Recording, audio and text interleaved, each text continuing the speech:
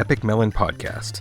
Conversations with the real humans behind broadband networks, cybersecurity, and the future of communications. Brought to you by QA Cafe. Hello, and welcome to yet another episode of the Epik Mellon podcast. I've been doing a lot better the last few months about keeping up with stuff. I had kind of a dearth of too much stuff going on at the end of last year. So my apologies to everybody who was expecting something every other week.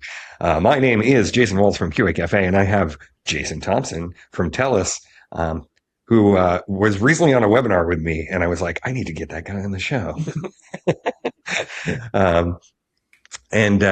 So it should be a fun time. As usual, this show is brought to you by my employers at QA Cafe, and so the views expressed by myself or Jason do not reflect those of QA Cafe or its ownership, and the same goes for TELUS. So all of you big operator lawyers out there, don't you worry. We're not going to rock any boats.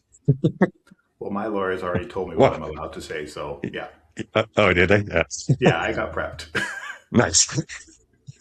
And it being brought to you by QA Cafe is brought to you by our three great products, including CD Router, the industry standard test platform for broadband gateways, Wi-Fi devices, and other customer premises equipment with over 10,000 test cases written by the experts behind the technologies themselves. We're sitting right out there in that office. That is fully automated, works directly with your CI/CD systems, and helps you build better products overall. Second being CloudShark Enterprise, which is our enterprise-grade answer to packet capture analysis, letting you deploy a full-scale packet capture analysis solution that is that's basically Wireshark with a whole bunch of more wonderful things like being able to handle very large captures, split them up automatically, search through all your captures, and do a bunch of things that allows you to coordinate across teams, save all your communications, make sure that sensitive data doesn't cross inappropriate boundaries, and help everybody get to solutions faster. And then also Packet Viewer, which is the power behind CloudShark, which lets you embed Wireshark-like functionality directly into your cloud-managed networking and cybersecurity products. You can find out more about those three things at www.qacafe.com. All right. Yeah. No, I was like, you were... I like to say that some people have, radio personality, Well, but I was like, radio voice, but maybe not the face. Yeah, well, no, but actually not having a face for radio is a good thing.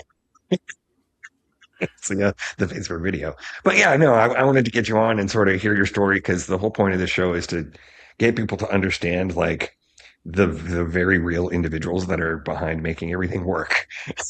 And not all of us. I find networking and broadband networking in particular interesting because it's knowing about it it's not really a low bar to entry, but you could come from anywhere and learn networking. And also I like the industry that we're in because we're simultaneously the users and creators of the things that we work on, right? So we get to have kind of both perspectives at the same time. So I mean, I was definitely curious about how you got into it. Did you go straight into engineering? How is it that you got to be where you're going right now? Well, a little bit of a roundabout journey. I actually have a Bachelor of Arts first and finished that program, and was kind of like, okay, well, now what does a guy with a Bachelor of Arts do? And there's a lot of jokes about that, and I really couldn't find a good role for myself. So spent a summer throwing a lumber around at a lumber yard in Alberta. My grandmother said, well, why don't you go do something in technology? You've always been interested in computers, and you always find this stuff fascinating. So I looked at NAIT, which is the Northern Alberta Institute of Technology here in Edmonton, and they had a program called Telecommunications Engineering Technology. So suddenly I showed up there and was part of that program for the 2 years that it was, and worked on that, and then went over to join TELUS as a field technician, and had two job opportunities in front of me. And I'll bring this up. One was to work for TELUS and was for a lower pay, and the other one was to work for Northwest Tel, another telecom here in Canada. And they wanted to throw me up in the farthest northern part of Northwest Territories, which it's so far north that you actually have to put a tower up and point the antenna of the parabolic dish at a declination to get over the curvature of the Earth. Wow. That's how far north it was. And of course, enter my grandmother into the conversation again. And she says, that's a little far for my grandson to go. And I really don't want to fly up there.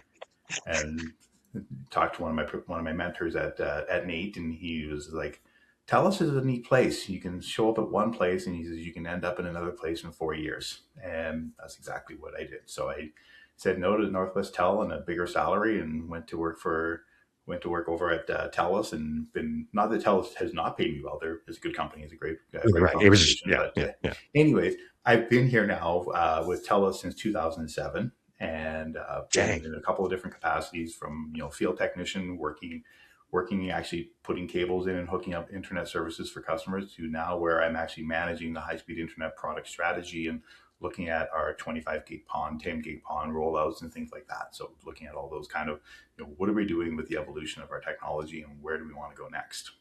Awesome. Awesome. Yeah, And so that's see, kind of been the and scenic don't route ever that like, yeah, like don't ever like I tried to tell people this, like don't ever be ashamed of having an arts degree and then going into networking. I have a philosophy degree. well, I mean, And so yeah, like there's enough jokes about us about that field, about our fields and stuff, but yeah, like I think for me, getting into the technology world and getting into the science of things was more interesting. And yeah, it's it's something about, like, getting up and looking at a network problem where trying to figure out, well, why is that happening that way? Why is the customer's experience not the way it should be?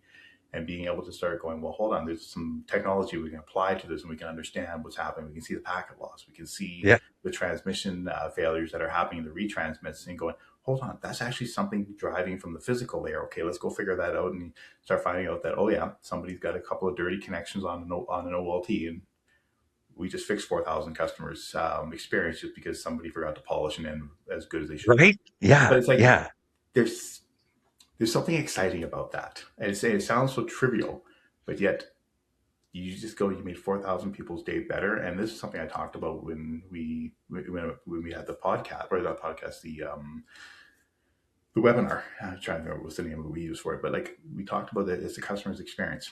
We don't know whether those 4,000 customers are just doing an exam, or having a phone call with their loved ones or whatever, or it's a grandmother watching her grandkid walk across the apartment for the first time, and that grandkid is 3,000 miles away. right. We don't know what human moments are happening, but we No, know that we get to be the stewards of that moment going through our network. right. And they're very different now. Well, not even just different, like there's more of it, right? We've talked about this a lot on the show about how, we all know COVID changed everything, but for us in networking, it was like, okay, remember this thing that was nice to have? Yeah, You're now critical infrastructure. exactly. And it was funny. Like, I remember when we first started when the pandemic was first being announced and everything was coming down, and you're getting emails about soccer practices being canceled, and everybody's trying to figure out, like, what is this novel virus going around, and how do we react to it? And I remember a couple of leaders were saying, well, do we need to increase, more uplinks and put more traffic into places? I'm like, we're not going to get it done in time. But Yeah, yeah, it was but people, we looked at it and went, people's patterns are going to change. So let's make sure that download caps, because a lot of Canadian ISPs do have limits on how much you can transfer per month. We said give every customer unlimited, because they're going to be doing video calls. They're going to be working from home more. They're going to be using the internet more than they ever did before. And then they're going to be at home watching Netflix, because that's all we could do. We weren't allowed to go out.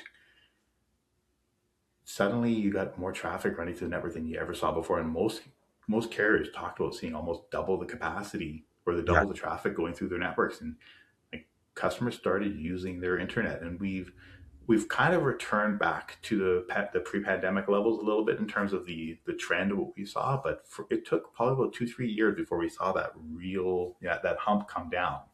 It's still on a trajectory, but yeah. it took a while for us to re renormalize a little bit now. Right, right. Back to And a what we lot were of used the to. assumptions about consumption were shifted overnight too, because like I don't know if TELUS has any DSL in their network, um, but the whole asymmetrical upstream versus downstream thing, right? For 20 years, 25 years, was suddenly like, oh, wait a second. Yeah. Well, it's interesting you bring that up, but TELUS is actually one of the few carriers that actually does a full symmetrical network. So all of our internet plans are equal upload and download Yeah. for all of our fiber plans. The only How, ones that how we long how long has it been that way? since about I want to say about 2010, we made that Yeah. decision. When Oh, we started really? off in 08 when we Cool. launched our fiber network, we started off with very basic plans, but over time we said let's go full symmetric on our plans, and we were always symmetrical for the longest time on the lower speed tiers. The upper speed tiers we put it to like 300 meg, and then we said okay, like no, like our we've got the room, we've got the capacity, let's go. And so all of our plans now are 100% symmetrical, with the exception of the lone 1.5 gig plan that's on GPON. Unfortunately there is a limitation there from the technology, but everything else is full symmetrical. Yeah, everything Right. like with our Right. XGS-PON network, we're running full symmetric on all the way up to 5 gigabits now. Right. Awesome. Yeah. Yeah. And so, wow, that's crazy that it was from 2010 because it's like I said, like the use cases back then weren't necessary. Everybody assumed that, what people wanted was a higher download capacity than output Oh, because the capacity. internet traffic has always been that way. Like we Yeah. consume more than we project, except Right. for like podcasters like yourself. You definitely Right. do it the opposite way, but yeah, like it's a lot of traffic is moving over. We're seeing more and more applications push for upload. We're Mhm. seeing people with some of the AI generation now. They're having local data sources that they're working on, and they say, "Oh, well, I need to inject this back to the main model." That gets pushed back up the network, or data scientists who are working on things in their local workbench sometimes. Then they need to push that to the corporate dashboard systems. That gets pushed Right. up from home. And So is it a lot more so there's like the well actually I'd love to talk about this later too, so put a pin in this. There's the large amounts of telemetry capture or large amounts of data from applications that really just need upload. But is there also sort of an increase in the um, large amounts of smaller messages, right? From vast numbers of devices and applications, right?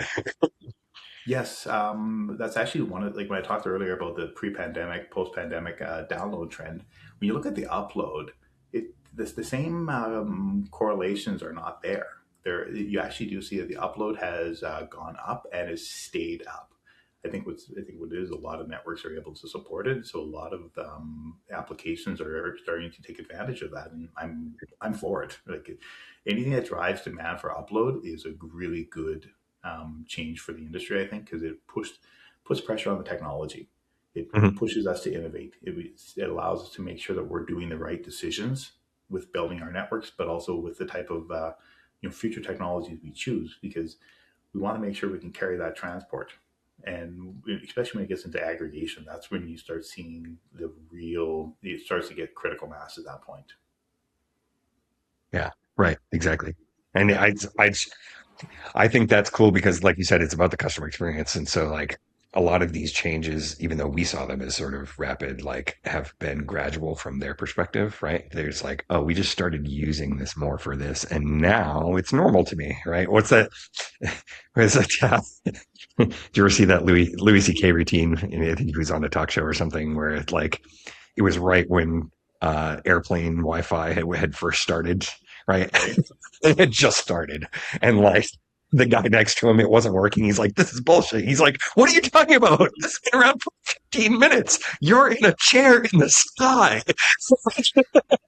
It's amazing how much our technology has moved from like it used to be. Like I remember being on a plane years ago and thinking it was amazing. There's a guy talking on the phone with putting his Oh yeah, credit with card the in. handset that was there. Yeah, Yeah, and you said to swipe your credit card in it there. I am also carbon dating myself here, yeah. but yeah, that was a thing, and now we're at a point where we can stream at 150 megabits over a satellite connection on when you're crossing across the country, and suddenly you talk about that chair in the sky. It almost starts becoming your office in the sky, because you Hmm. could be like, well, I'm commuting to my headquarters, and it's a 1 hour, 2 hour flight, but I can work the whole time I'm doing it there. I can Yeah, do my job and work on which is a presentations. blessing and a curse. Well, exactly. You don't get that, reprieve, but sometimes it allows you to, hey, you know what?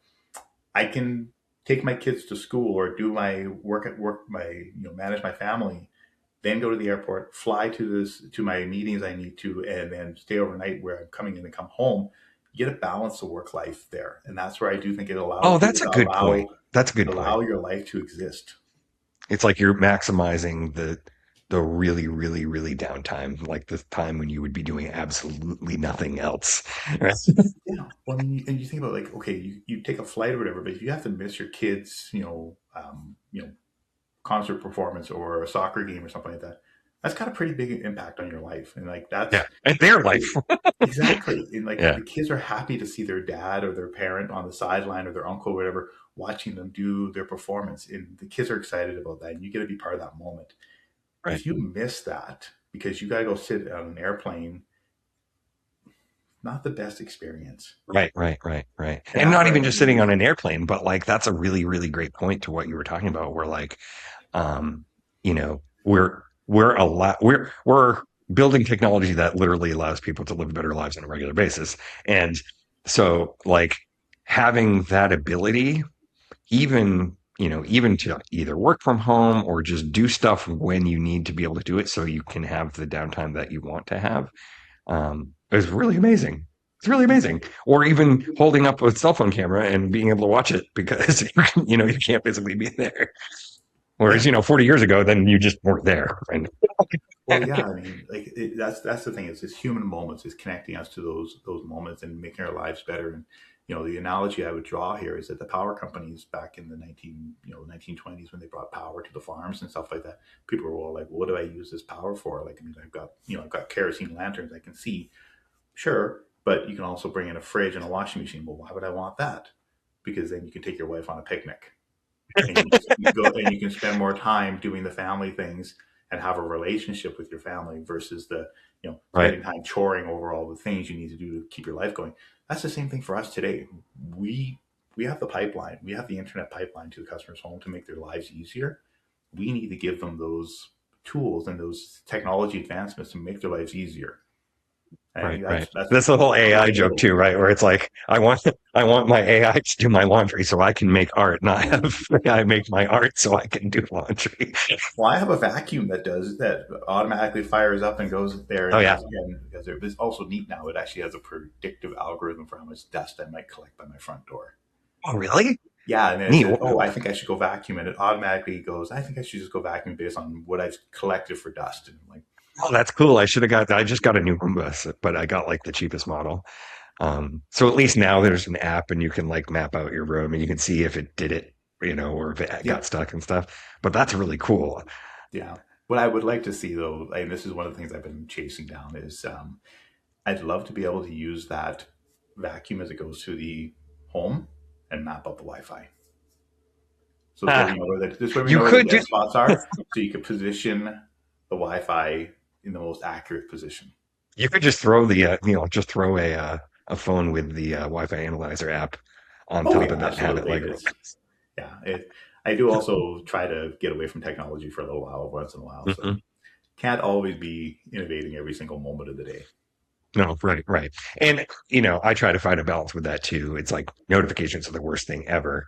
But again, it's like that weird sort of um counterintuitive thing that the more that this is available, the less that you have to rely on it at times that you don't want to. Right. It's like I Yeah, don't need to have this other than, the dopamine hit. I don't need to have this on in the evening, right? And because my day was more efficient, then I don't have to think and worry about stuff anymore. yeah. I mean, I definitely do like taking some time away from the technology for a little bit. And so one of the things you talk about, the dopamine hit and stuff like that. I've actually for I'm not a particularly religious person, but for Lent this year, I've decided to give up Reels and TikTok. And the amount of time I've had back in my day is definitely making me go, I think I need to have Significant, an app that monitors me after. significant, right? And I don't want to like go down that route of getting judgy about it, but like they've now done the studies that the quick video format is like the worst thing possible for your brain. Oh, it is, and it's we're down to a point now where we want to consume content in in under a minute or less. And we see things that say, oh, it's 6 minutes to understand how to, reprogram something, or, it's 7 minutes on how to, do some sort of home renovation of some sort. You're like, oh, that's so long. Why can't I just get a fast version of that? 7 minutes. Exactly. Or even if you use, like, we at work, we use different AI tools, and there's different modes you can put into it. And one of them is, for the generative AI, is you can say, do thinking. And it takes longer because it's thinking. Right, But people are like, oh, I want it quicker, so I just go to fast. Well, it's inaccurate then. Sometimes you get the right, normal right. hallucinogenic view sometimes. So, yeah.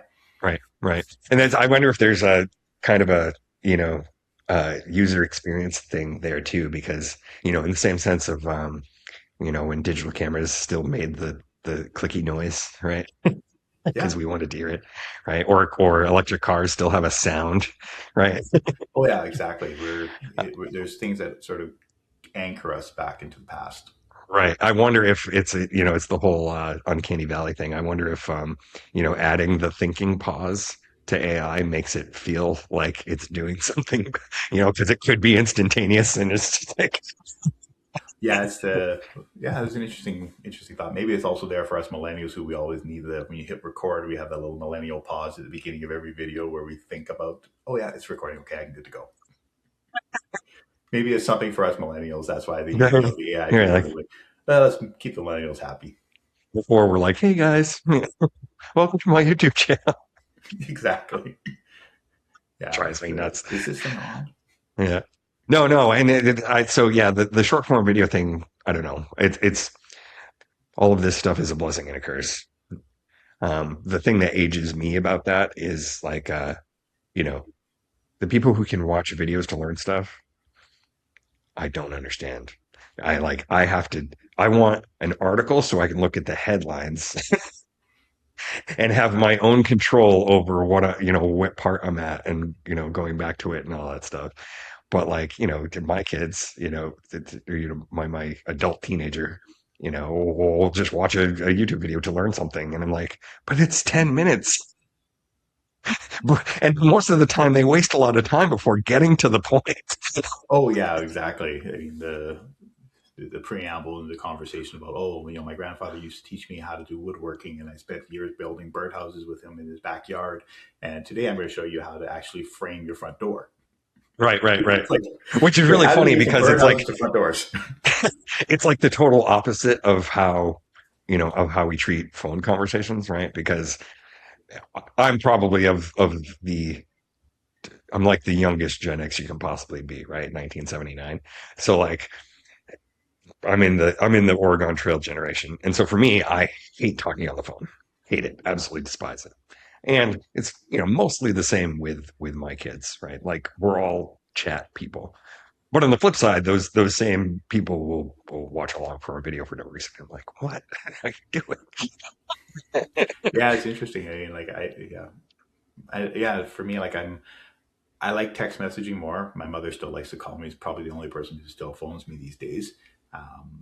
But yeah, like, the odd time I'll do a phone call, but it's when I want to get the conversation over quickly versus having 40 back and forth messages with a friend to try to figure out where we're going to meet. Yeah, And yeah, be like, yeah. can I just meet you in front of the mall in 20 minutes? Right. Yeah. Okay, thanks. Yeah. Yeah. So yeah, that's kind of where my mind is on the phone calls. It's just very How is that going with land, not necessarily landline service, but you know, wired voice in general and phones in people's homes? Is that something that you guys are seeing people drop a lot? Or does TELUS have like mobile package, like are they bundled with any mobile packages, or is So it we have mobile packages for your cellular service, and then you can bundle it with your internet connectivity at home, and we have packages that way there. In terms of direct home phone service, or like where it's wired to a jack inside your home, um, we do have products available. We are seeing overall in Canadian culture, we are seeing a lot of disconnect in the home phone service, but there is still a good healthy demand for it there, and there are people who just they prefer to have that. They still want to just have a regular phone, or some people also have novelty, like myself, have a rotary phone still, just because they just want to have it as a novelty thing, and it's a conversation starter when friends walk yeah, over and they go, that thing work? Pick it up and you can hear it. And then we're also looking at other things like using actually, fixed wireless access to actually offer home service, well, home phone services, as opposed to running miles of copper cable. Because I'm not too sure if your area you're dealing with this, but copper theft is a huge problem. Mhm. And people will just like we'll have like a road construction going through, put the cable on the side of the road. 2 days later, it's gone, and Wow. now all these people are out of service because we don't have any cable there anymore. So now we got to go run more cable. So putting wireless in there definitely gets us around that problem. Wow. That's interesting. Huh. Yeah, that's one of our more newer things that we've been working through is building that. And really, as we even in some areas, some of our central offices, we're actually getting completely out of copper. We are actually, instead of it getting stolen from us, we're actually pulling it out of the ground ourselves, Right, right. and we're And actually selling it. No. well, we actually are selling it. Yeah. Actually, we're actually mining our own copper cable out of all of our ducts because we got fiber optic now. So we're pulling that out, and what also it does is it we have some areas where we're going, well, we're taking out the copper equipment and the copper switch in the central office. Well, we still have these rural farms that are hooked up to it. We still need to support them. So the wireless product definitely helps us give a way to transition That's them, and we cool. keep That's them under really their same cool. phone number, and it works just like it was a copper line coming from the central office.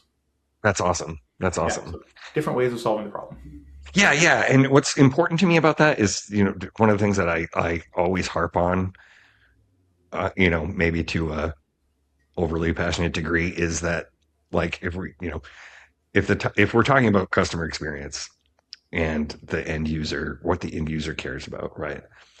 They absolutely do not care at all how it is that their connectivity gets to their house. They don't, right? For a long time, however, we have marketed those technologies differently, competitively even, to try to inform people about the difference between fiber and DSL, or fiber and cable, and fiber and fixed wireless access, and the difference between all those two things. And I'm always like, what are we doing? Like, it shouldn't matter at all. You should just always use the best thing you have for the right cost at your disposal to get whatever it is needs to go where it needs to go. And it Agreed. should be totally, completely invisible to.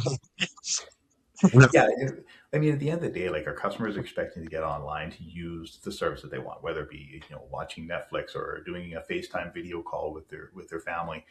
They just want to be able to do that activity. How it gets there at the purchase point, yes, customers are concerned about that. But beyond that, on day 2 to 202, they're not really thinking about that anymore. They're just going, does it work reliably? Does it allow me to work to do the job that I want to do? Yes. Okay, then they're not really fussed about it. When the customer starts thinking about it, that's actually when the dangerous moment happens for the operator, because your customer is now thinking about their internet connection. They're thinking about that product. Are they looking for alternatives? Are they looking for a different player who perhaps could do the job better, or at least says they can, and convinces Mhm. the customer? And then now you're dealing with the churn. Those are the big things we really want to be careful Right. about when it Right. comes to the making, because we can't fall asleep on the quality of our internet connections. We have to make sure that they look and feel as if it's the best product the customer can get to where they are. So whether that be satellite, fixed wireless, copper, DSL, coax, DOCSIS, or fiber optic systems. At the end of the day, the customer needs to go, this moment I'm having with this person is as real as if I'm there. Right. Exactly. Exactly. Yeah. And we talked a little bit about this on the webinar too, of like how do you how you balance that with making sure that they are aware that you do exist and you're doing something, right? Yeah, that's the value prop that the ISP needs to help the customer know that they got a reliability. And there's some really good innovation coming out in that area to really help the customer see that my connection is reliable, my experience is solid, and being able to have that kind of in a tangible way in front of the customer in a very simple way, I think is really important. And that's I think that's where ISPs can really do a better job, is helping the customer see the quality of their connection and go, well, why would I choose anybody else but this company? Because Right. they've proven they've got the quality. They don't just tell me in a marketing billboard. They proved it to me, and they Right. show me day in, day out that my connection is solid. Right. Right. And it's doubly important now, like we talked about before, where it's like the you cannot compete on a big number for a cheaper price anymore, Yeah. right? The speed game, like we talked about that in the Omida report, that like with 89% of customers say they have enough speed, and 52% of the customers are really feeling like they don't need to upgrade. That's that's a real challenge for an ISP operator if they're playing on speed. If they're just Right. talking about going faster and faster, most customers' PCs can't go above a gig. I mean, there are guys out there who have the better mix and the better equipment there. Sure, those guys can do that. But the average consumer is hanging out at 1 gig on a PC if they're using Ethernet or a wireless. You're around the 600 mark. Why do I need a 3 gig plan? Now, I would say yes, you should have a 3 gig plan because you have multiple people in your household. You want to Right. support everybody at the same time. That's a true piece. But if you only have speed to sell to your customer, you're going to have a very short runway. You need to start talking about the quality of the internet, a full Wi-Fi coverage. And this is one of the things we talked about in the conversation. There was, creating a ubiquitous Wi-Fi experience in the home, so this way the customer can enjoy the Wi-Fi whether they're in the living room, in the bedroom, or sitting out on their balcony watching the grandkids. It should just work. Right. Now, so for in your experience so far, at least with the customers that you deal with, are they conscious enough about that to differentiate their Wi-Fi coverage as a separate thing from their internet connection? Right? No, No. I love this question, and it's a really good struggle. I think for a lot of operators is our customers say Wi-Fi, we go, you mean the internet, and then we'll have some people who argue on the pedantics of the terms, and that doesn't matter. The customer is saying my internet or slash Wi-Fi or Wi-Fi, depending on where you live in the world, or WLAN if you're in Europe somewhere. Yeah. They Wi-Fi. all It's Wi-Fi if you're in Montreal, right? Yeah, it at the end of the day, the customer is saying, I'm trying to use the internet and I'm having a problem with it. Right. That Right. what they call it is not a huge is not the part we should be anchoring on. The customer is struggling to use the internet as we brought it, and you can say, yeah, I bought 1 gig at my house and I want to see it on my phone. Well, we're getting there. Wi-Fi 7 is getting us closer to it there. We got the newer phones that are starting to support that. Yes, you're going to start seeing those peak speeds, but it's in the early infancy days of that. Like if you look at the product matrix, or the what do they call it, the product roadmap hump. I can't remember the proper term. Sorry, marketing professor, I forgot. But it's the early adopter stage we're in right now. Yeah. We're in the early Yeah. rise piece Yeah. there. We're going to get to a point where, okay, it starts to get to a top peak in the middle. But yeah, I can remember the Yeah. title of the book, if that helps. For me, it was managing emerging technologies. That's the Yeah, Crossing the Chasm is the book that I'm thinking of right uh, now. So my apologies to my marketing prof. no, so right, no, right. So like somebody who's on their porch is like my my Wi-Fi doesn't connect on my porch, and they're right. But what they mean is that their internet doesn't work on their porch, right? Exactly. And as an operator, it's my job to try and help figure this out with the customer. Now, granted, some homes construction is going to block the signal. Okay. But just because the customer built that home that way is not their fault.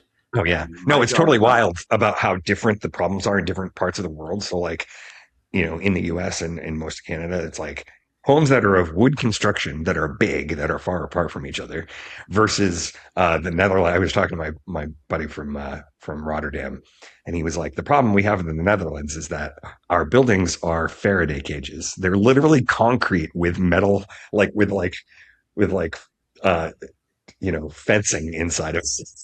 yeah. Well, you get walls that are also, basically 12 inches thick for, the US audience, or 30 centimeters for the rest of the world. Like we've got a broad wall to get through. And like you said, it's made of cement and it's going to block our signals. Yeah, But yeah, how do yeah. we get around that problem? How do we look at Right. it? I mean, this is where I think the innovation from our industry really needs to step up and say, we can fix this. We can find solutions to it.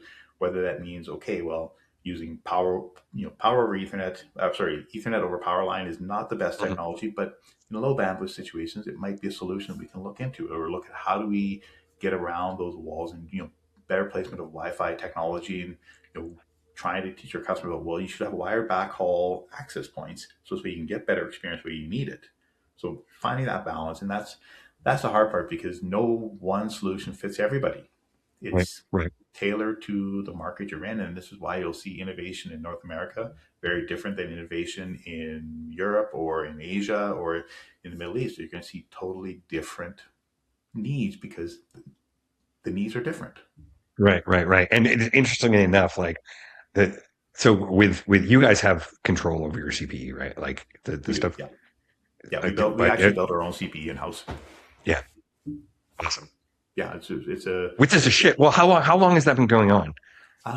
we've been doing our own in-house hardware now for probably I want to say 5 or 6 years Yeah, exclusively. But even before that, we were doing a lot of customization and custom config of our hardware, right, and so we've been doing that for quite a few years. But really, in the last couple of years, we've even taken control of how it looks and what our products are shaped like. So this way, it actually looks good in the customer's home because right. Oh, that's cool. That's yeah, cool. because you want So to like, have like a like you don't want it to look like a vase or anything like that, but like you do want to have when you say, "Hey, Mister Customer or Mrs. Customer, I want you to place this thing in your living room yes, it because has to that's the look good best enough that spot they don't for it." stuff it in a closet. Well, and the thing is, you kind of want it to have a little bit of an appeal to it, so they don't feel like, "Oh, I don't really want it there." Mhm. Like you want Right. to And have that it's out of your. It's kind of like almost out of sight, out of mind. like I dream of a world where people actually take ownership of it completely and treat it like, their refrigerator. They're like, oh, this thing is very important to my daily life and I want it to be cool and I want it to be powerful and all that stuff. I bring up the question because of a couple things, right? So that's been a shift, right, in terms of operators building their own stuff. Um, 20 years ago, and this is from, my experience from QA Cafe and at UNH when I was working with gateways there too, is that things were the internet started as a consumer technology, right? Oh yeah, Right. So it was like before broadband, it was like nobody else was involved. It was this person calling a thing, and that was it, right? And so we experienced it that way for many years, and the retail router market still exists, yeah. but it's so weird to me that it still exists. Yeah, it's interesting because like a lot of ISPs are also going to where the hardware is starting to get a little bit more locked down, and so you have to start using bridge modes, or you start using double NAT modes, and think or double natting your network when you bring in that device that you picked up at your local electronics store. It's definitely a change, and I'm with you on that one. I wonder like how those companies like D-Link and Asus and stuff are able to keep this product line going. 'Cause they obviously have a market share that's still buying it. There's still a demand there. I just I haven't been able to crack that nut yet.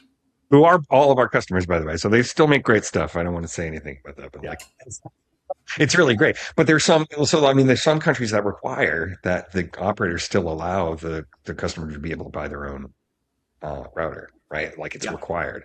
And so that's such a tough thing to be. And it's come up for me so many times just on like local Facebook pages or whatever, where people are like, oh, I'm looking at getting my own router because they're charging me $5 a month for this thing. And I want to know if I can blah, blah, blah. Like, no, don't do that, man. Like the thing they gave to you for a reason. And it's not for shits and giggles. Like, Well, and the other thing too is like you bring that hardware into the customer's home and you get there, you also get a lot of different telemetry off that data. You can mhm. understand how the internet's performing. You can see where the opportunities are improvement. So you can look at something and then the firmware update modifies that and improves that experience. So there are some benefits of having the ISP hardware in there because you can get the latest and greatest experience as it becomes available from the ISP because sometimes the major manufacturers are slower to respond to changes in technology. There could be known pattern issues or known problem issues. One company can jump quicker because they can control it, test it, and go, hey, our devices work good. Whereas Asus has a much broader customer base to test Right, against, so right, they right, right. detect Which is more right fine. away, It's yeah, which is fine, absolutely fine. yeah. But for as an ISP operator, I know I have certain test parameters I need to work within, and I need to support this services here. And once I'm done, I'm ready to ship. So Right, it makes it's easier for us to sometimes get the solution to market. right. And is the stuff we talked about on the webinar with the containerization and the application of the gateway, is that helping that Oh, entire process? Yeah, the all that shift in technology, like bringing containers in, is a huge change, and I think that's going to make it a lot easier to deploy and test new ideas and get more proofs of concept out into the market and see, can we actually make a meaningful impact to customers who want that. I mean, not every customer wants a gaming accelerator in their system, but you could put it in as a gaming package and even potentially monetize that. I mean, I'm not sure all the listeners might agree with that, but from a marketing perspective, there is an opportunity to bring on some of these value added services in a way that, the customer who says, yeah, I want that, that's important to me. Okay, well, let's look at a subscription for you. Right, right, right. And it's very, it's again, it's so weird how the evolution of this happened because, again, because it was consumer first technology. And remember when there was just sort of a very aggressive stance about operators being dumb pipes, and they just should Mm-hmm. shut the hell up and be dumb pipes. And Yeah, that's it's starting to like change. that's just not, it's devoid from reality because not all traffic is the same, man. Like, No, it's not. Like, it needs to be a good experience for the customer, and that's the thing, is the customers are also saying, sure, I want a dumb pipe, but a lot of customers are also saying, I'm giving you $100 a month for your services. I want a good experience. I want you to help me make sure that my internet is always good. yeah, Okay. exactly. Right. And the people who, and obviously there's a shift over time, but the people who were very adamant about the dumb pipe thing are like 0.1% of the market, It's a like very I would niche say, like market. we are not representative of the average user. Yeah, the home lab and the home enthusiasts for networking and connectivity, yeah, they definitely want more. Just let me take care of it. Sure, we can provide a product to them there, but again, that's only 1%. The other, 99% of our customer base is looking for, a more managed service inside the home from the ISP, and that's a shift also for the operator to change their thinking, that we're moving away from this unmanaged connectivity that we give to our customers to a more semi-managed connectivity where we're helping them do it. We're giving them the tools. We're giving them apps that allow them to, create a guest SSID, so this way, when family come over, they don't saturate the network. And we're creating solutions to Right. simple problems, and that's something that our customers are looking for. They're wanting us to manage that experience for them. Exactly. Exactly. Yeah. So going back to what we were talking about at the beginning, now that it's a little bit more normalized and the ability to get mass telemetry about network information is a little bit easier now, is that something that you see is kind of working out in the future to be able to correlate large problems together, rather than just a couple customers and trying to be like, okay, but Well, yeah, there's definitely at the micro level understanding for that customer. We're seeing some packet loss, or we're seeing some connectivity issues, and trying to understand, okay, is it a service quality issue? Is it something specific to their connection? But then if you start noticing certain patterns of certain latency in your network, you might realize, oh, okay, well, all of our customers are having a hard time accessing these game titles, or we're noticing, a spike in lag across a bunch of customers.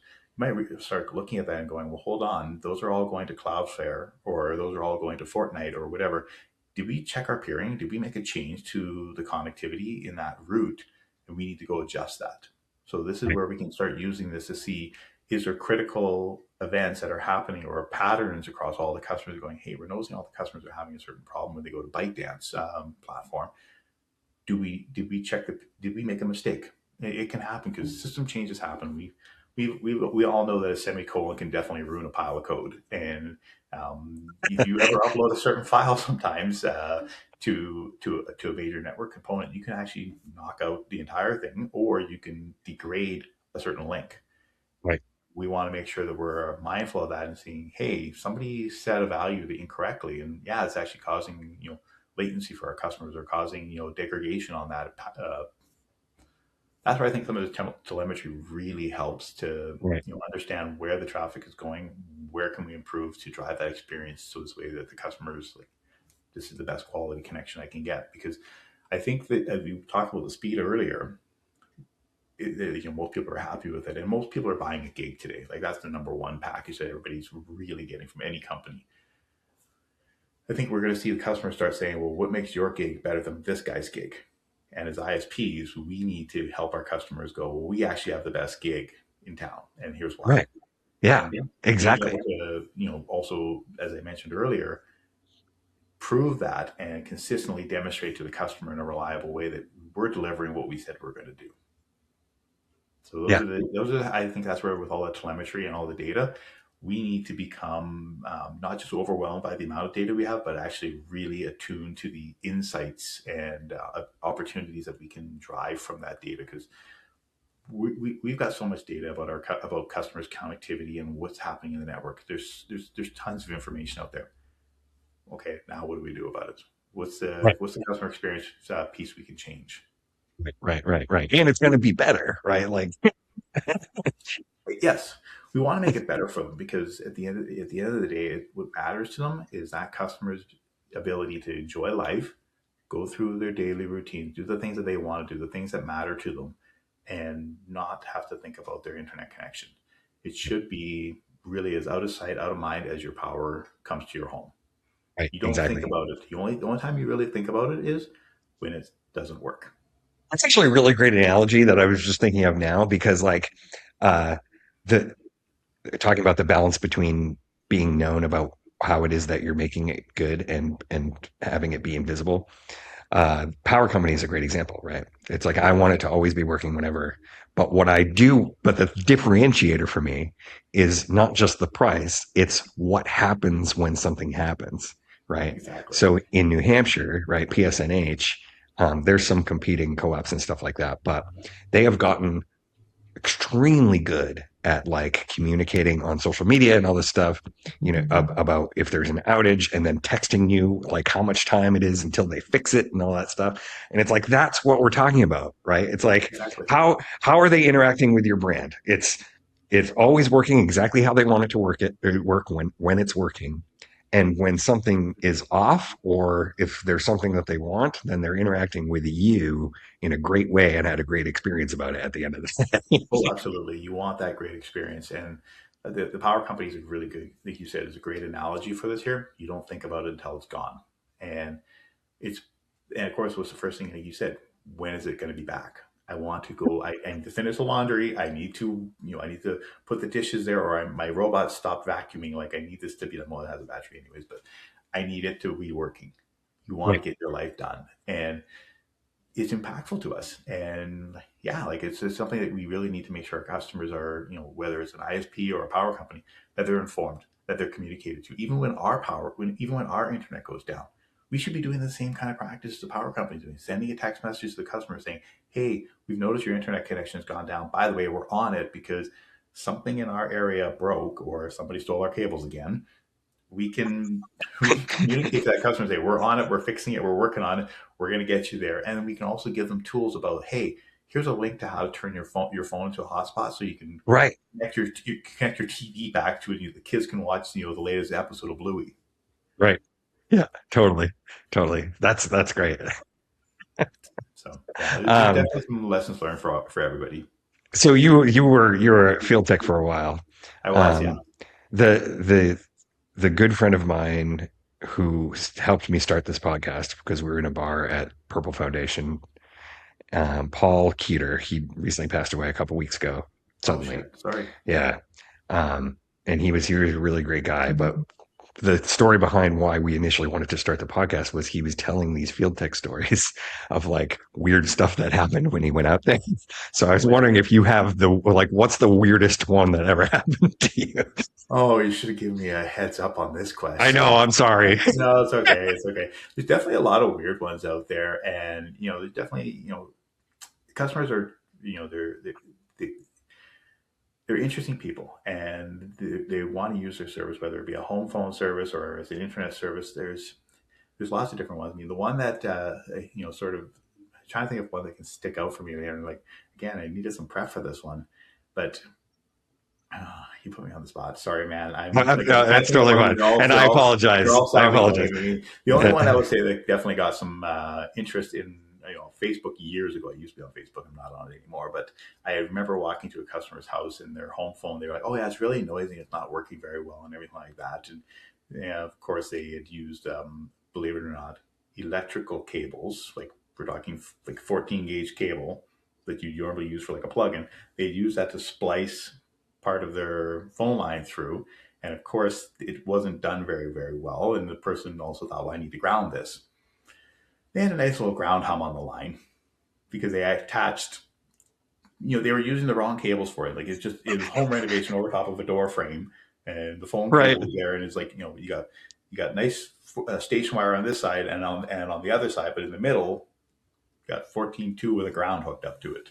That's so wild to me because they knew enough to be able to do that splice and that it was a thing to do to extend that cable, but they didn't know that that's Yeah, it's just they didn't know what they were looking at, and that's yeah. fine. But yeah, we ran into that. I mean, like we've seen lots of different things in customers' homes over the years and stuff like that, trying to bring it up. But at the end of the day, it's always about the customer just wants to be online, Hmm. and so they will find ways to get themselves online. And even if that means like they're part of the expression redneck engineering it, they will get themselves online somehow, Yeah. and they will find a way. And Yeah. the innovation sometimes it's not the old expression. Well, if it works, it's not a bad idea. But sometimes that's where the new idea comes out of. Yeah. Yeah. And so Yeah, that's for where sure.